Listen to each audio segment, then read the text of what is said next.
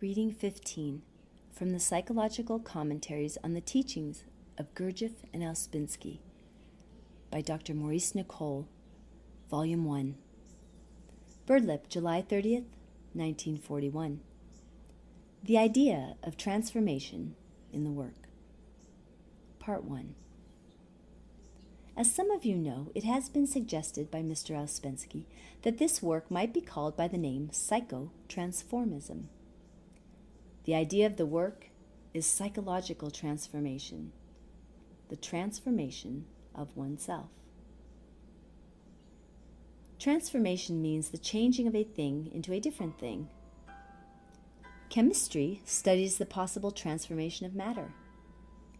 There are well-known transformations of matter. For example, sugar can be transformed into alcohol and alcohol into vinegar by the action of ferments. This is the transformation of one molecular substance into another molecular substance. In the new chemistry of the atoms and elements, radium slowly transforms itself into lead. As you know, the transformation of base metal into gold has always been dreamed of as possible by the alchemists of the past. But this idea did not always have a literal meaning, because the language of alchemy was sometimes used by secret schools of teaching as referring to the possibility of the transformation of man into a new kind of man. Man as he is, that is, mechanical man serving nature and grounded in violence, was represented as base metal, and the transformation of base metal into gold referred to this possible transformation latent in him. In the Gospels, the idea of mechanical man as a seed capable of growing has the same significance, as has also the idea of rebirth, of a man being born again. As you know, in this system of teaching, man is regarded as a three-story factory, taking in three foods: ordinary food on the lower floor of the factory, air on the second floor, and impressions on the third floor. The food we eat undergoes successive transformations. The process of life is transformation. Every living thing lives by transforming one thing into another. A plant transforms air, water, and salts from the earth into new substances, into what we call potatoes, beans, peas, nuts, fruit, and so on, by the action of sunlight and ferments. The sensitive, living film spread over the earth, which conducts force from the universe, that is, organic life, is a vast transforming organ.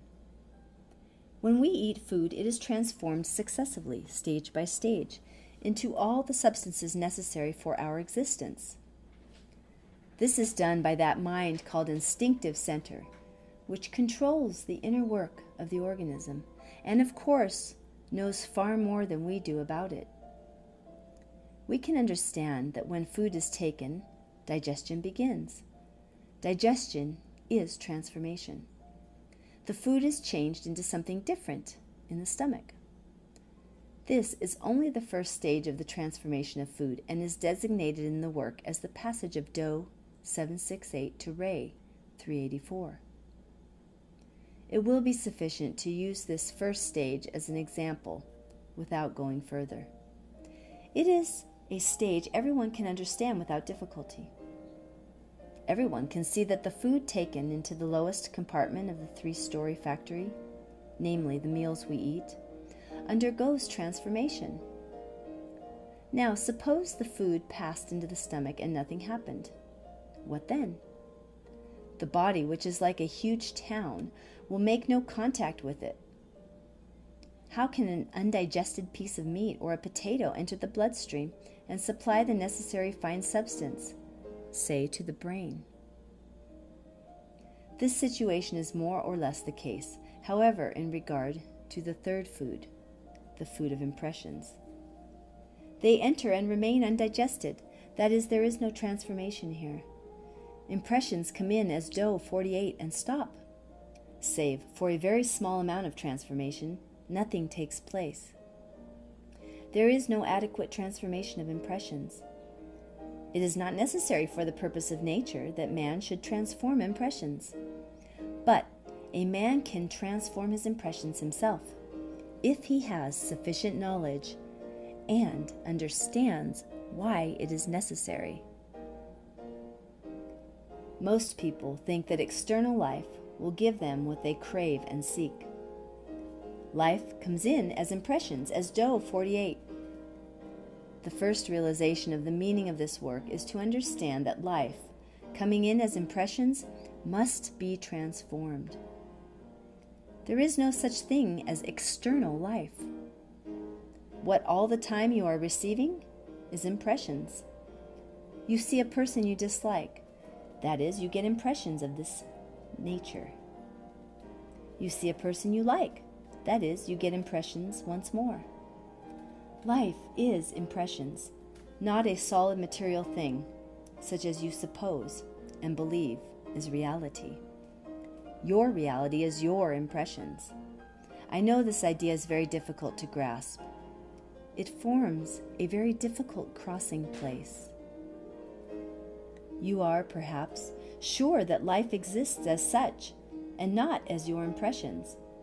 The person you see sitting in a chair wearing a blue suit, smiling and talking, you think is real. No, it is your impressions of him that are real for you.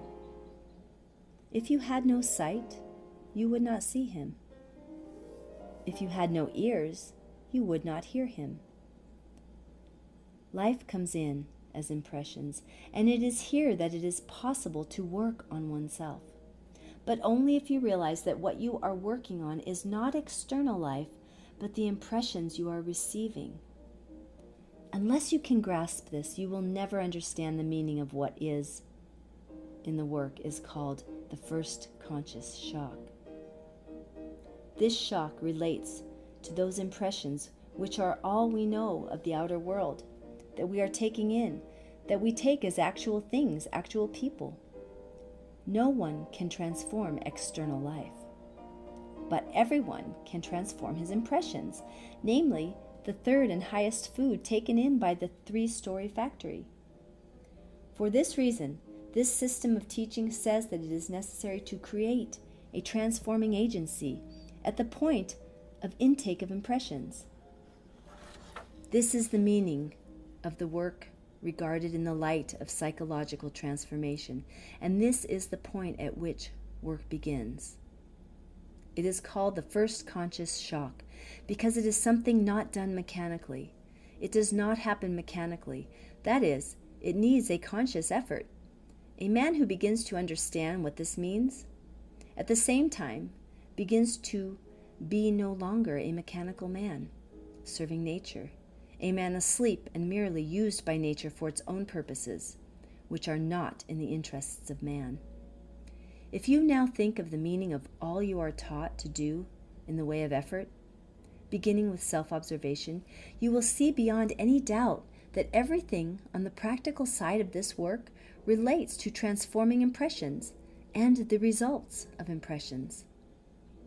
Work on negative emotions, work on heavy moods, work on identifying, work on considering, work on inner lying, work on imagination, work on difficult eyes, work on self-justifying, work on states of sleep, and so on, is all connected with transforming impressions and the results of them. So you will agree that in a sense, work on oneself is comparable to digestion in the sense that digestion is transformation. Some transforming agency must be formed at the place of the intake of impressions. This is the first conscious shock, and it is given the general description, remembering oneself. If you can, through the understanding of the work, take life as work, then you are in a state of self-remembering. This state of consciousness leads to the transformation of impressions, and so of life as regards yourself. That is, life no longer acts on you in the old way. You begin to think and to understand in a new way, and this is the beginning of your own transformation. For as long as we think in the same way, we take in life in the same way, and nothing changes in us. To transform the impressions of life is to transform oneself, and only an entirely new way of thinking can effect this. All this work is to give you an entirely new way of thinking. Let me give you one example. You are told in the work that if you are negative, it is always your own fault. The whole situation as recorded by the senses must be transformed. But to understand this, it is necessary to begin to think in an entirely new way. You all can understand that life is continually causing us to react to it. All these reactions form our life, our own personal life. To change one's life is not to change outer circumstances. It is to change one's reactions. But unless we can see that outer life comes in as impressions, which cause us to react in stereotyped ways, we cannot see where the point of possible change comes in, where it is possible to work. If the reactions that form your own personal life are mainly negative, then that is your life. Your life is chiefly a mass of negative reactions to the impressions that have come in every day. The transformation of impressions, so that they do not always provoke negative reactions, is then one's task, if one wishes to work on oneself. But for this, self-observation at the point where impressions enter us is necessary. Then one can let the impressions fall in a negative mechanical way or not. If not, then that is to begin to live more consciously. If one fails to transform impressions at the moment of their entry, one can always work on the results of these impressions and prevent them from having their full mechanical effect. All this requires a definite feeling, a definite evaluation of the work, for it means that the work must be brought forward, as it were, to that point where impressions enter and are being distributed mechanically to their customary place in personality to evoke the old reactions. We will speak later much more about transformation, but it can be added that no higher level is possible of attainment unless there is transformation. And the very idea of transformation is based on the fact that different levels exist and refers to the passage from one level to another level of being. No one can reach a higher level of development without transformation.